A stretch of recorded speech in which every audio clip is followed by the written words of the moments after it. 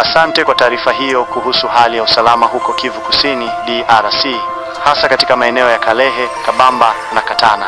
Taarifa yako inaeleza kuwa ni saa 8:07 asubuhi huko Katana, wanamgambo wanaohusishwa na M23/AFC Alliance Fleuve Congo wanaondoka baadhi ya maeneo yao katika milima juu ya Kalehe, Kabamba na Katana. Wanaelekea upande wa Kivumu. Wanawalazimisha vijana kuwabebesha mizigo yao na silaha nzito. Hali ya usalama katika eneo la Kalehe, Kivu Kusini, imekuwa tete kutokana na harakati za makundi yenye silaha, ikiwa ni pamoja na yale yanayohusishwa na M23/AFC. Taarifa kuhusu kuondoka kwao kutoka maeneo fulani na kuelekea mengine, pamoja na vitendo vya kulazimisha raia kubeba mizigo, ni matukio yanayohitaji ufuatiliaji wa karibu kutoka kwa mamlaka na mashirika ya kibinadamu.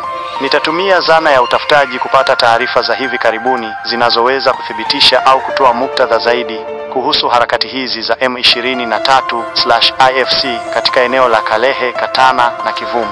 Asante kwa ufafanuzi zaidi.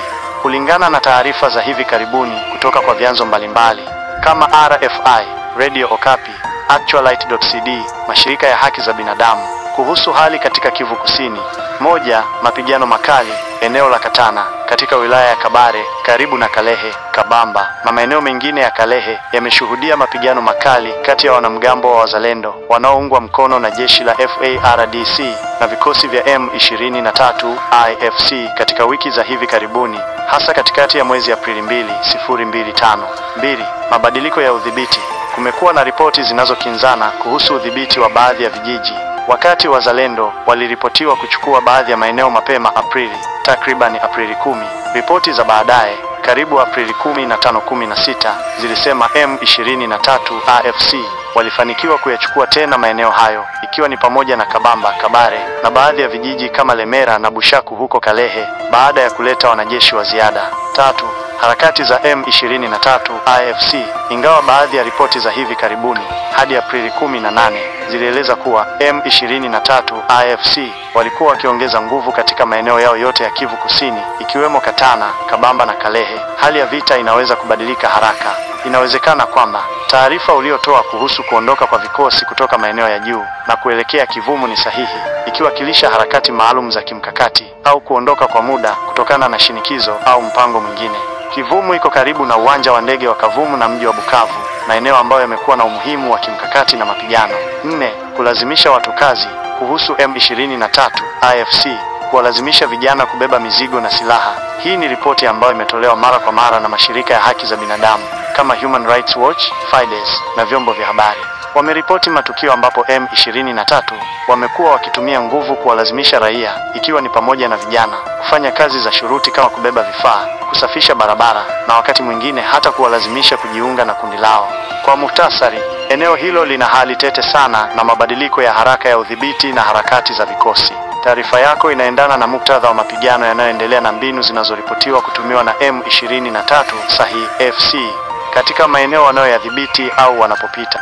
Ni kweli, hivi majuzi serikali ya Jamhuri ya Kidemokrasia ya Kongo DRC imepiga marufuku chama cha siasa cha rais wa zamani Joseph Kabila kinachojulikana kama People's Party for Reconstruction and Democracy, PPRD. Serikali imesema kuwa chama hicho kimekuwa na ukimya wa kula njama kuhusiana na kundi la waasi la M23 ambalo linapigana na serikali katika mashariki mwa DRC na inadaiwa kuungwa mkono na Rwanda. Waziri wa mambo ya ndani alitoa taarifa akisema kuwa shughuli zote za PPRD zimesimamishwa katika eneo lote la taifa. Taarifa hiyo iliongeza kuwa Joseph Kabila, ambaye bado anaongoza chama hicho, amekuwa na uhusika wa wazi katika vita hivi vya uchokozi vya Rwanda na kwamba chama chake kimekuwa na ukimya wa hatia au wa kula njama.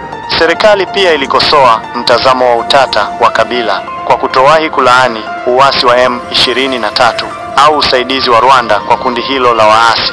Aidha, ilishutumu uchaguzi wake wa makusudi wa kuingia tena nchini kupitia mji wa Goma ambao uko chini ya udhibiti wa adui, ikisema inahakikisha usalama wake kwa njia isiyoeleweka.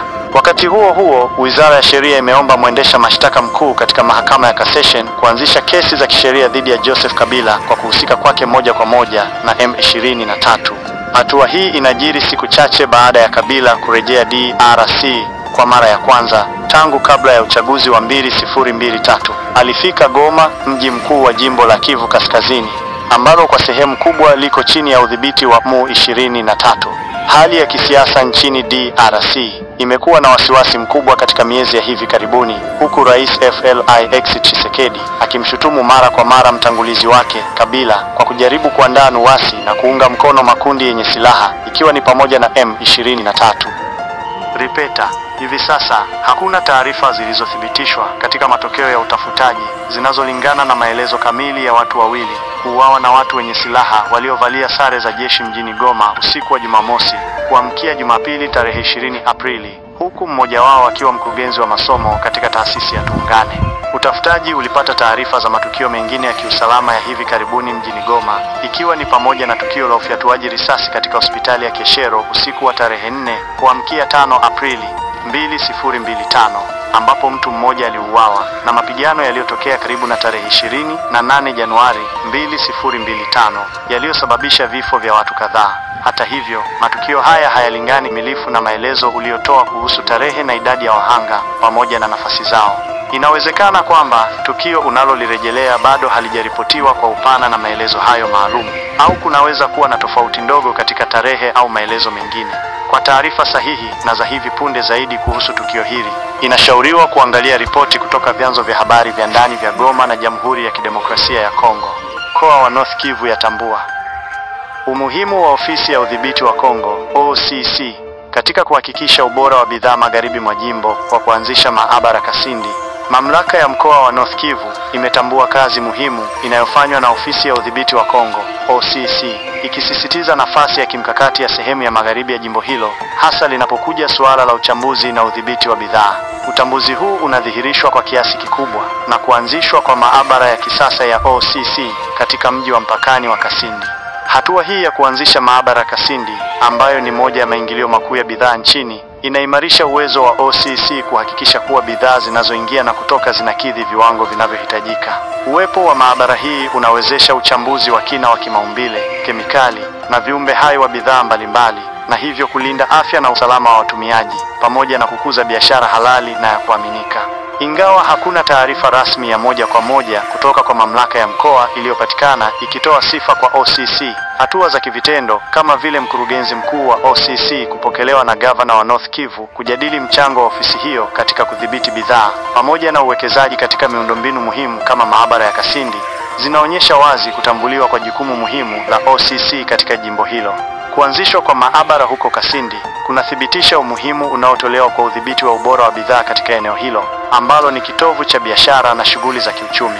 Hii inahakikisha kuwa bidhaa zinazovuka mpaka zinakaguliwa ipasavyo, na hivyo kuchangia katika usalama wa kiuchumi na afya ya umma katika mkoa wa North Kivu na kote nchini Kongo.